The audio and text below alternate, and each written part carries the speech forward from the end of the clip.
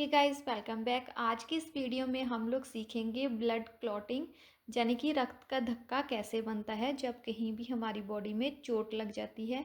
तो उससे रिलेटेड कुछ और भी फैक्टर के बारे में जानकारी लेंगे। तो चलिए इस वीडियो को स्टार्ट करते हैं। अब हमारी पूरी बॉडी क्या है, ब्लड से कनेक्टेड है। हमारी पूरी बॉडी में ब्लड घूमता रहता है। तो जब भी कहीं हमारी बॉडी में चोट लगती है तो वहाँ से रक्त निकलने लगता है। अब जैसे ही रक्त निकलेगा तो इस बहुत ज़्यादा ज़रूरी है कि रक्त का धक्का जम जाए, ताकि रक्त जो है वो निकलना बंद हो जाए। तो इसी की प्रोसेस को, रक्त का धक्का बनने को बोलते हैं ब्लड क्लॉटिंग। अब ब्लड क्लॉटिंग को एक और नाम से भी जाना जाता है, जिसको बोलते हैं कोगुलेशंस। ब्लड में क्या होते हैं, प्लेटलेट और प्रोटीन होते हैं, जिसको बोलते हैं प्लाज्मा। इन दोनों की वजह से, ठीक है, ये इम्पोर्टेंट रोल प्ले करते हैं ब्लड को क्लॉट होने में। जैसे ही हमारी बॉडी से ब्लड निकलता है तो क्लॉट बनने में 2 से 5 मिनट लग सकते हैं।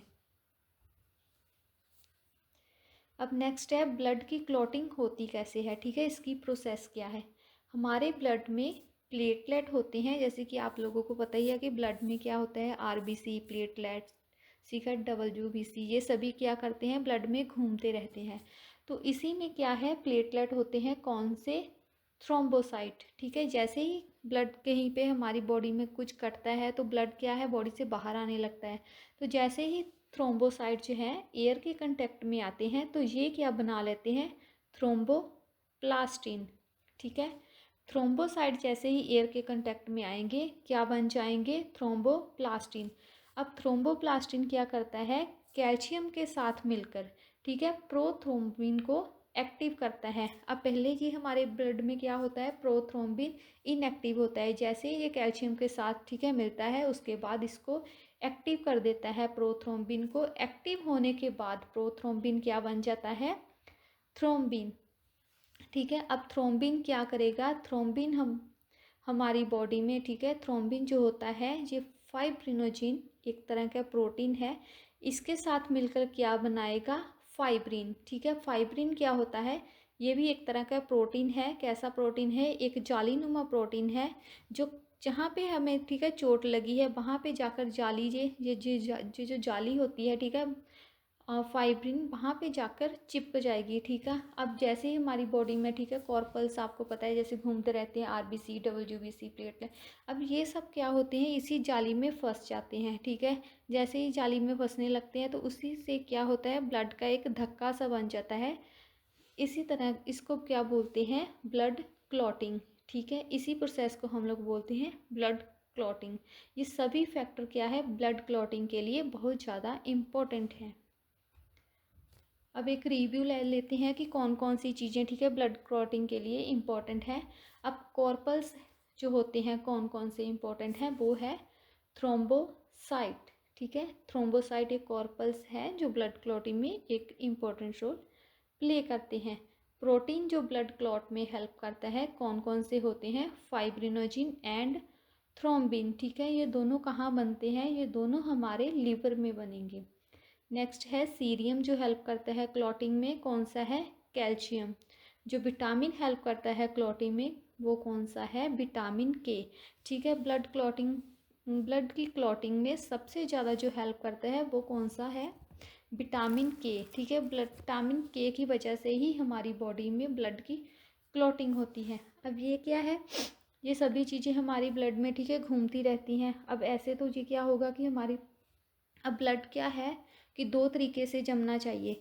ठीक है, अगर बॉडी के ये बाहर निकलेगा तभी जमना चाहिए। अगर बॉडी के अंदर ये जम जाएगा तो क्या होगा, वहाँ पे हमारी जो नाड़ियाँ होती हैं, ठीक है, उनको क्या कर देगा, ब्लॉक कर देगा। और बाद में क्या है, जैसे आपको पता है कि ब्लड जो है वो 120 के प्रेशर से आता है और 80 के प्रेशर से अंदर जाता है, तो ये क्या करता है, हमारी नाड़ियों को फाड़ देगा। तो ऐसा होना चाहिए कि ब्लड जो है जब चोट लगे बाहर निकले तभी, ठीक है, जमना चाहिए। ब्लड जो हमारी बॉडी के अंदर घूम रहा है वो जमना नहीं चाहिए।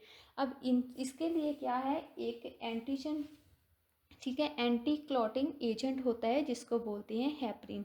ये भी कहाँ बनता है, हमारे लीवर में बनता है। अब ये क्या करता है, इन सभी को ठीक है। एक तरह से देखा जाए तो इन सभी का क्या होता है, दुश्मन होता है, जो क्या करता है, रोकता है कि हमारी बॉडी के अंदर जो है वो ब्लड की क्लॉटिंग ना हो, ब्लड का धक्का, ठीक है, ना बने। अब हेपरिन की क्या है, एक प्रॉब्लम है, जैसे ही ये एयर के कांटेक्ट में आएगा, ठीक है, हवा में, ये हेपरिन जो है हवा के कांटेक्ट में जैसे ही आएगा, ये क्या हो जाएगा, इनएक्टिव हो जाएगा, डेड हो जाएगा, मर जाएगा। तो ये सभी क्या है, ये सभी मिलकर, ऊपर वाले ये चार एलिमेंट हैं, ये मिलकर क्या बना देंगे, ब्लड का धक्का। अब ठीक है, हेपरिन क्या है, एक तरह का सब्सटेंस है जो क्या करता है, ब्लड की क्लॉटिंग को स्लो डाउन करता है, ठीक है, रोकता है, हमारे ब्लड में ही होता है ताकि अंदर ब्लड ना जमे। हेपरिन कहाँ बनता है, लिवर और हमारे लंग्स में, ठीक है, बनता है। और इसको क्या है, हम लोग लेबोरेटरीज में भी बना सकते हैं। और इसको क्या किया जाता है, हेपरिन को हमारे मसल या फिर ब्लड में, ठीक है, इसको इंजेक्ट कर सकते हैं ताकि क्या कर सकें। अब जैसे कि कुछ लोगों की क्या होता है, एक्सेसिव ब्लीडिंग होने लगती है तो क्लॉट नहीं बनते हैं, ठीक है, उसको क्या करना, प्रिवेंट करता है। अब इसका क्या यूज़ होता है ट्रीटमेंट करने में, किसके ट्रीटमेंट में, हार्ट अटैक और एंजाइना के ट्रीटमेंट में, ठीक है, इसका यूज़ होता है हेपरिन का। अब नेक्स्ट है हेमोरेज, ठीक है, आप लोगों ने कई बार सुना होगा ब्रेन हेमरेज, ठीक है, हमारी ब्रेन की नसें क्या होती हैं, बहुत ज़्यादा पतली होती हैं, छोटी होती हैं, वहाँ पे क्या होता है, कई बार विटामिन के की वजह से, ठीक है, इसके लिए कौन रिस्पॉन्सिबल होता है, हेमरेज के लिए विटामिन के, इसकी वजह से कई बार हमारी ब्रेन में क्या होता है, ब्लड के छोटे छोटे क्लॉट बन जाते हैं, क्योंकि ब्लड की जो ब्रेन की नसें होती हैं वो छोटी छोटी होती हैं, तो उसी को हम लोग बोलते हैं हेमरेज, ठीक है। हेमरेज जो ज़्यादातर होता है वो कहाँ होता है, हमारे ब्रेन में, ठीक है। हेमरेज दो तरह से हो सकता है, इंटरनल ब्लीडिंग और एक्सटर्नल ब्लीडिंग। इंटरनल ब्लीडिंग जो हमारी बॉडी के अंदर होती है और एक्सटर्नल जो बॉडी के बाहर होती है।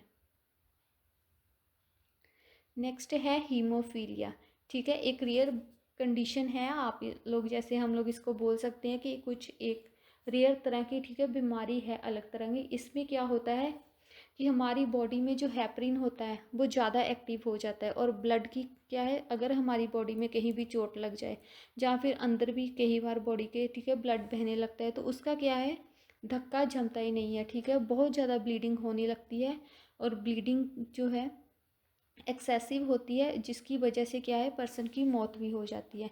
हेपरिन ज़्यादा एक्टिव होने की वजह से ब्लड का धक्का नहीं जमता, ठीक है, ये एक रेयर कंडीशन है, इसको बोलते हैं हीमोफीलिया। अब नेक्स्ट है हेपरिन, ठीक है, जो ब्लड की क्लॉटिंग होने से रोकता है, और फाइब्रिंजन एंड प्रोथ्रोम्बिन, ठीक है, इन दोनों की वजह से ही ब्लड क्लॉटिंग होती है। अब ये तीनों कहाँ बनते हैं, हमारे लिवर में। तो आज की वीडियो में बस इतना ही। ऐसी और वीडियो देखने के लिए हमारे इस चैनल को सब्सक्राइब करें और अपने फ्रेंड्स के साथ शेयर करें।